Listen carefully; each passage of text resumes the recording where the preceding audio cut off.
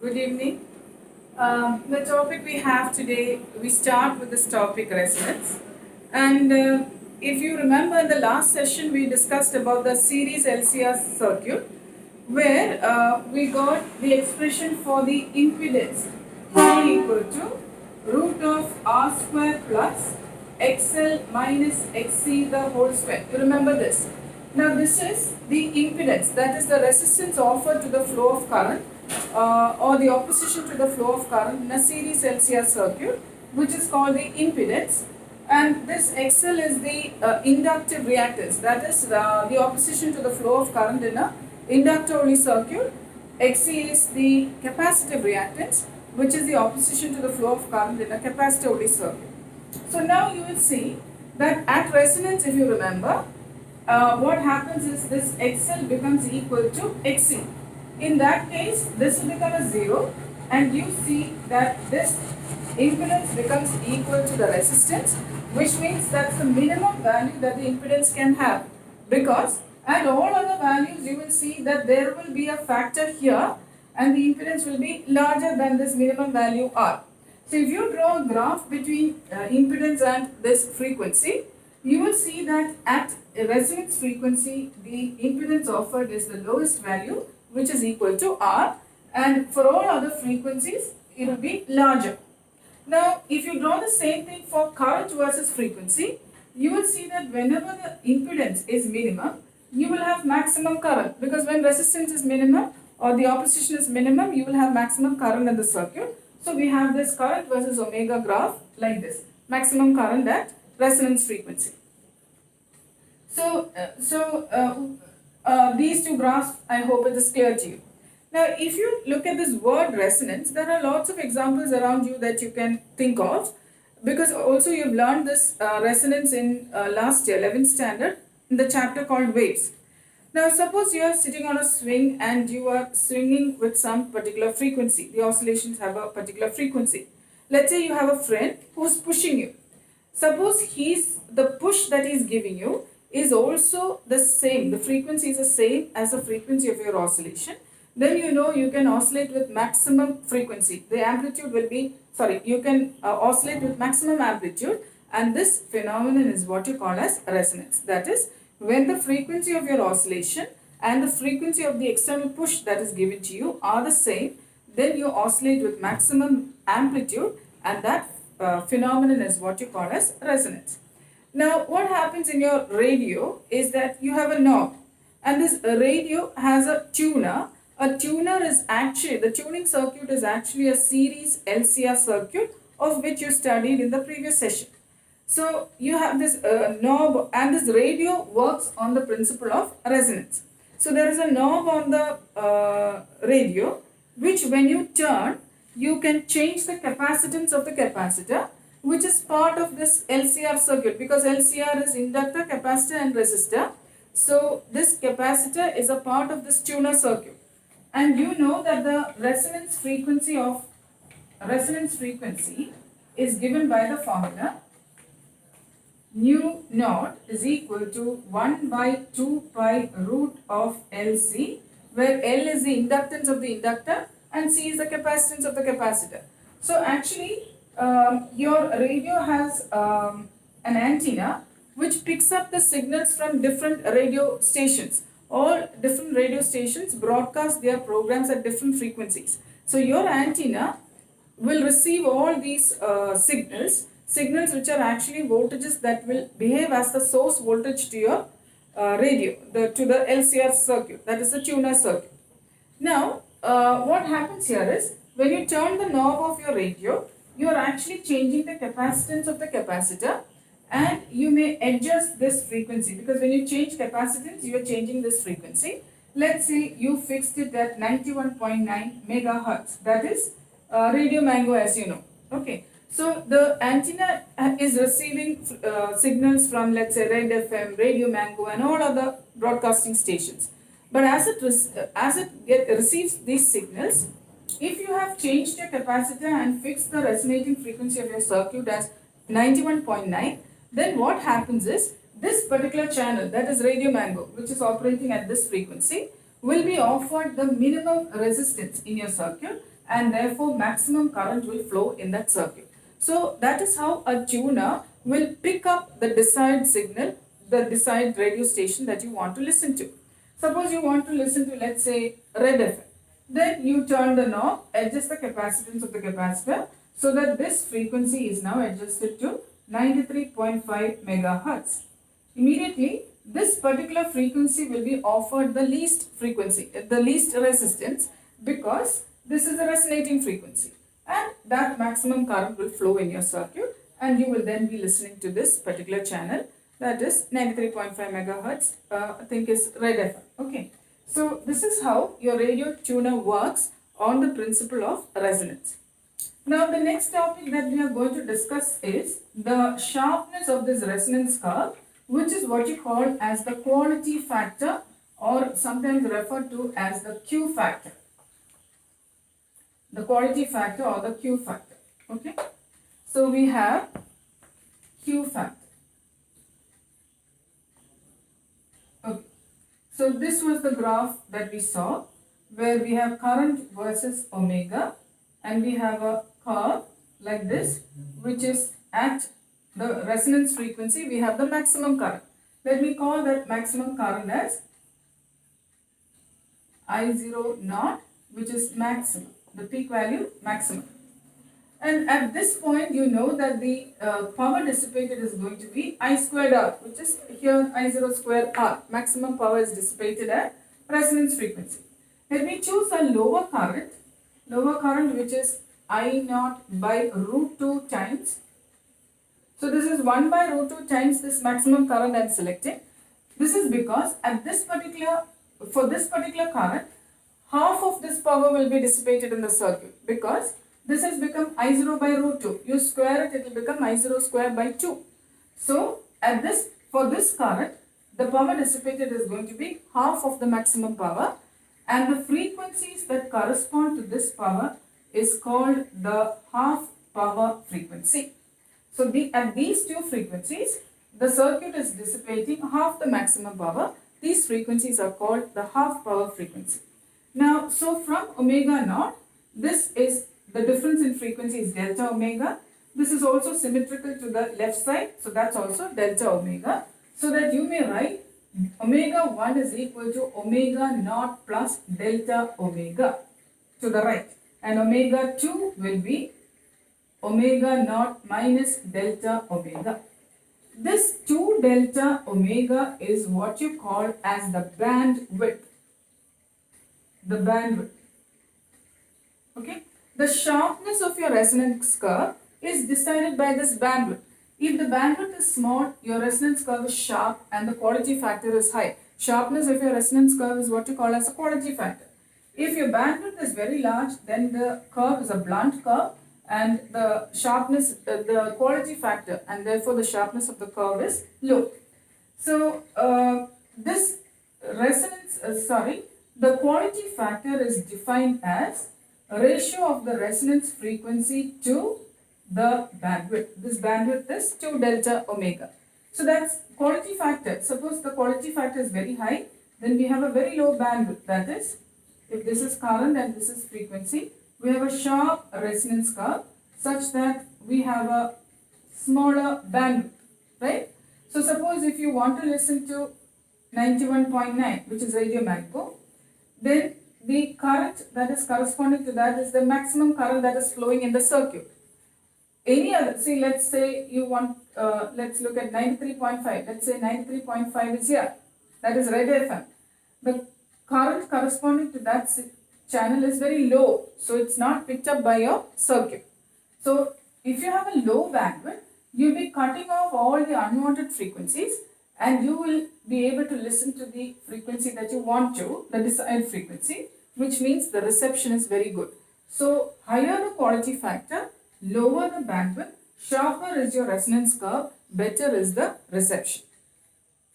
On the other hand, suppose we have, let's say, a very blunt curve like this with a large bandwidth, and if this is 91.9, 93.5 here, both of them will have almost the same current, almost the same values of current, and what happens is both of these will will be picked up because it's almost the same current. It'll be picked up. Both these channels will be picked up, and you have what is called as the mixing up of channels. So the reception is poor because you have two channels mixed up together, and your reception is very poor.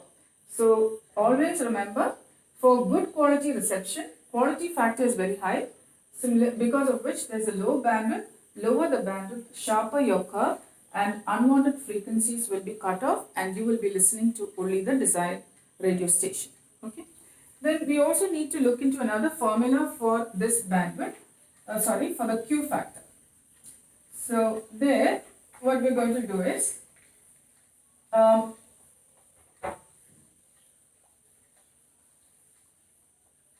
now I may write, so this was the current versus omega graph.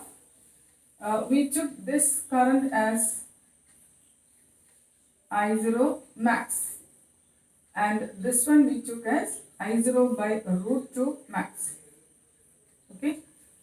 So at omega 1, that is here, this is our omega 1, and this was omega naught, and this is this delta omega we are talking about. So that you may write omega 1 as omega naught plus delta omega.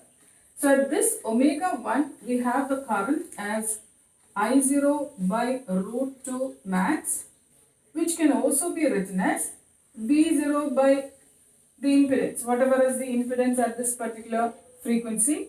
At resonance frequency, we know the impedance is equal to R, Z is equal to R. But at this particular frequency, let's call it as Z. So this is equal to V0 by root of R square plus XL minus XC the whole square. This impedance is equal to root of R square plus XL minus XC the whole square, which we did in the previous session, okay, for LCR series circuit. Now this current I0 by root 2 max can also be written as, this is I0 max. I0 max can be written as V0 by R, because at this particular point for I0 max, which is happening at resonance frequency, impedance is equal to R. So you may write Ohm's law as V0 by R for this I0 by I0 max into root 2. So if you compare these two equations, let this be my first equation and my second equation here. The left hand sides are the same. So I may write V0 by R root 2 is equal to V0 by root of R square plus XL minus XC the whole square. Now I cancel this here. I square this term and write R square root 2 into root 2 is 2R square. I square this.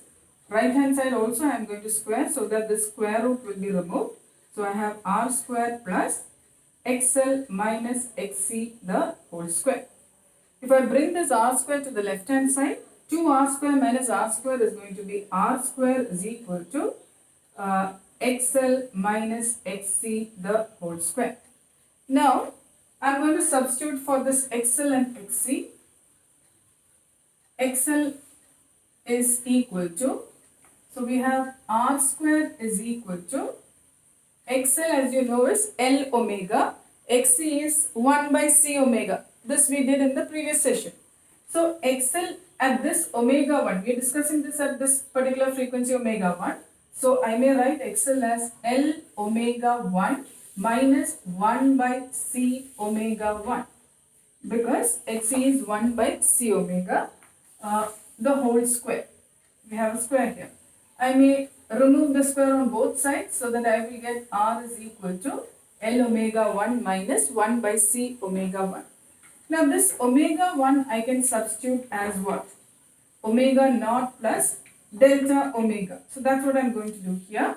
I have R is equal to bracket L into omega naught plus delta omega minus 1 by C into omega naught plus delta omega.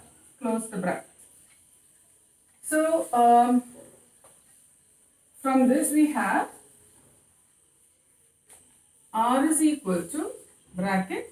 I'll take this omega naught outside, so that this is L omega naught 1 plus delta omega by omega naught. because I need to, when I open the bracket, this has to get cancelled to get this delta omega. Minus 1 by C. Here also I am going to take this omega naught outside. This will be 1 plus delta omega by omega naught. Okay. Now, if you remember, at resonance we know XL is equal to XC, right? At resonance, the frequency is omega naught. So, which means L omega naught is equal to 1 by C omega naught. Again, remember, this is not from this session, but the previous session, where we discussed resonance condition of LCR series circuit. So, here I may take this 1 by C omega naught as L omega naught, and therefore R is equal to bracket L omega naught into 1 plus delta omega by omega naught minus L omega naught. I'll bring this on top as 1 plus delta omega by omega naught raised to minus 1. I've brought this from the denominator to the top. So this L omega naught, which is common, I'm going to take outside. L omega naught bracket. I have here 1 plus delta omega by omega naught minus. This I've taken outside here, bracket. This, using binomial theorem, 1 plus delta omega by omega naught raised to minus 1 will be 1 minus delta omega by omega naught. That is binomial theorem. So, and the higher powers you may neglect because delta omega is very small. So, we have 1 minus delta omega by omega naught. So, now you will see that this 1 and this 1 I can cancel. Minus of minus, this will become a positive. So, I may write R is equal to L omega naught into, this is this and this cancels. Delta omega by omega naught, minus of minus will give me a plus. So, into 2 delta omega by omega naught. So, we may cancel this here and write. We may write it as R is equal to 2 delta omega into L, or delta omega is R by 2L.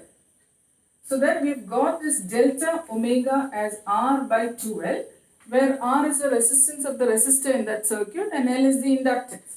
So if you go back to our definition for Q factor, it is, remember the definition was ratio of resonance frequency to 2 delta omega, which is the bandwidth.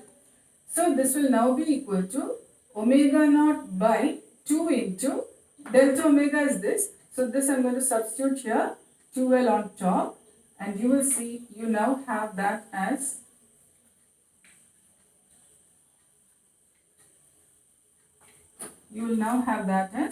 Q is equal to, this omega naught is what? 1 by root LC into L by R. Or the Q factor is equal to, we have a root L into root L here. So I may write 1 by R root of L by C, which is another formula for the quality factor of Q factor. Now here again, if the quality factor is very high, then you know that the resistance of the circuit R is lesser. If R is lesser, we have larger current. Larger the current, stronger will be the signal in your circuit. So if you have, let's say, a sharp curve here, then this is current and this is omega.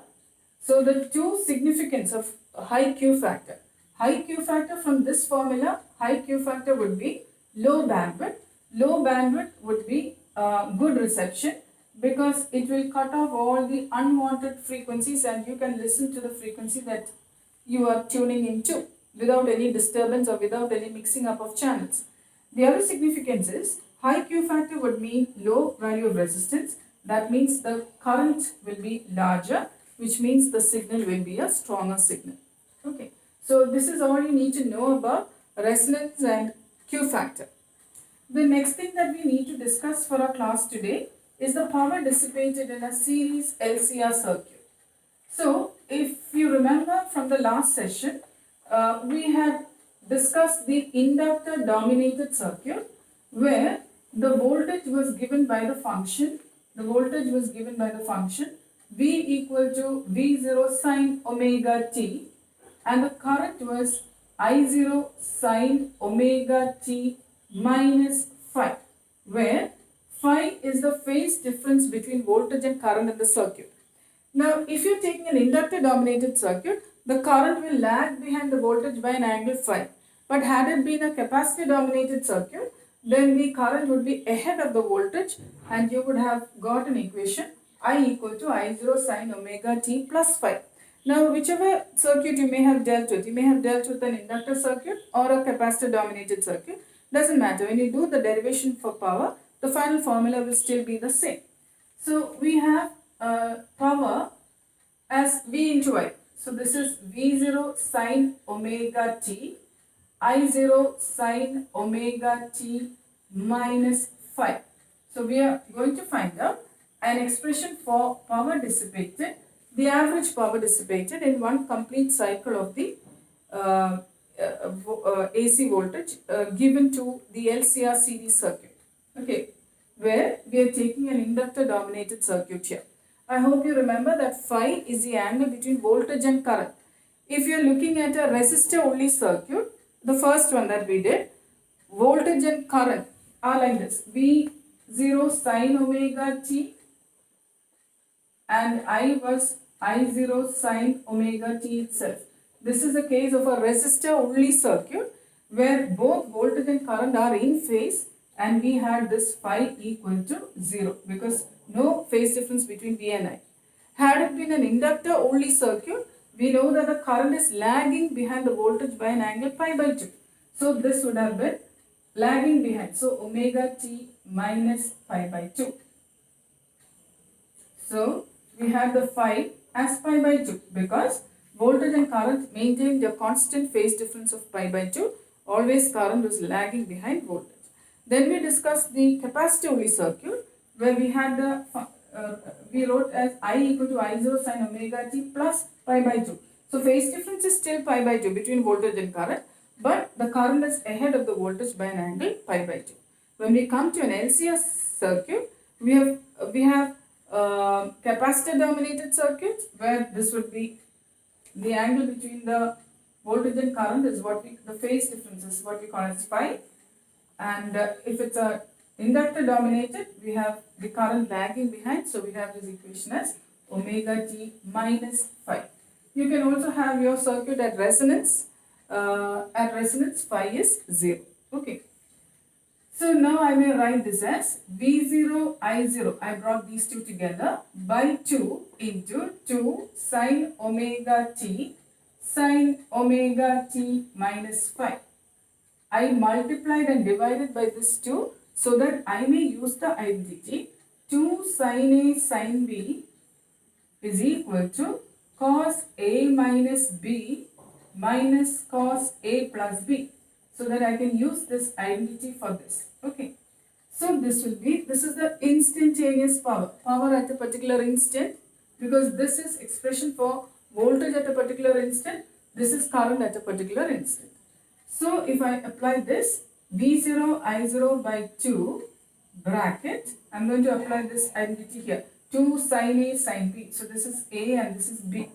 Is cos A minus B. So when I subtract this, omega t and omega t is gone, and we have simply cos phi minus cos A plus B. Omega t plus omega t will be 2 omega t minus phi. Okay. Now I'll open the bracket. So if I want to find the average power that is dissipated in one complete cycle of your AC voltage, then the average symbol is like this. The first term will be V0 I0 by 2 cos phi average minus the average of V0 I0 by 2 into cos 2 omega t minus phi. Okay. Now, like in the previous sessions when we discussed power dissipated, I always told you that if this t is there, that means you have a cosine function that is varying with time. So, all cosine functions that vary with time will at 0, if this whole angle at some particular time, if this whole thing becomes 0, then the cosine function will take the maximum value. Cos 0 is 1. If this whole thing at some particular time takes, let's say, pi by 2 angle, then the cosine function will reduce to 0. Then at pi, we have cos 180 as minus 1, cos 270, which is 3 pi by 2, we have as 0, and cos 2 pi will go back to positive. So that your cosine functions are like this. In one complete time period, you will see that every positive value has a corresponding negative value. Here also every negative value has a corresponding positive value. So if you take the average of a cosine function over one complete time period, it will always reduce to 0. So the average of this function here, average of this is going to be equal to 0. But here you will see you have a cosine function that's not dependent on time. Cos phi is independent of time. T is not there. So let's say phi is, let's say 60. Cos 60 can have only one value, that is 1 by 2. If it's cos 30, can have one value at all times. Cos 30 will only be root 3 by 2. So this is a constant. These are also constants. So the average power dissipated in one cycle will be V0 I0 by 2 cos phi, which I may write as V0 by root 2 into I0 by root 2 into cos phi, because root 2 into root 2 will give me this 2. This I can write as Vrms I cos phi. I hope you remember from our first session, V0 by root 2 is Vrms, I0 by root 2 is Irms. You can have different forms of this. If I write Vrms as Vrms according to Ohm's law, it is I into the impedance. V equal to IR. It's a series LCR circuit. The resistance offered is what you call as the impedance Z. So Vrms I may replace here as I into Z. So this can also be written as I squared RMS into cos phi. This is another formula. You may use whichever you want. Okay. This cos phi is called the power factor. This is not new to you, because when we discussed the LCR series circuit, if you remember, we had something called as the impedance triangle, in which cos phi is equal to R by Z. I hope you remember that. Okay. This cos phi is called the power factor. Now this power factor is important in deciding the power dissipated in the circuit. For example, we have special cases here. Suppose you are taking the resistor only circuit. The first case, the resistor only circuit. We just discussed that phi equal to 0, if you remember, because the voltage and current are in phase. There is no phase difference. So then the power factor cos phi becomes equal to cos 0, which is unity. Or the power dissipated in that circuit will be Vrms Irms, because the cos phi factor has become 1. But in both the inductor and the capacitor circuits, we know that the phi or the phase difference between the voltage and current is 90. So in both those cases, that is inductor and capacitor only circuits, what will happen is the phase difference between voltage and current is 90, which means the cos phi, the power factor, is cos 90, which is 0. And the power dissipated will also be 0, which is what we discussed in those circuits also. Those circuits, even though they offer reactance, resistance, they do not consume power. The current through such circuits is what you call as wattless current. And the last case is your LCR series circuit under resonance. LCR resonance. In resonance, we know that the phi is back to 0. So that the cos phi, that is the power factor, will be cos 0, which is 1, or the power dissipated will be Vrms Irms. So these are the special cases that you can discuss under the LCR series circuit, the power dissipated.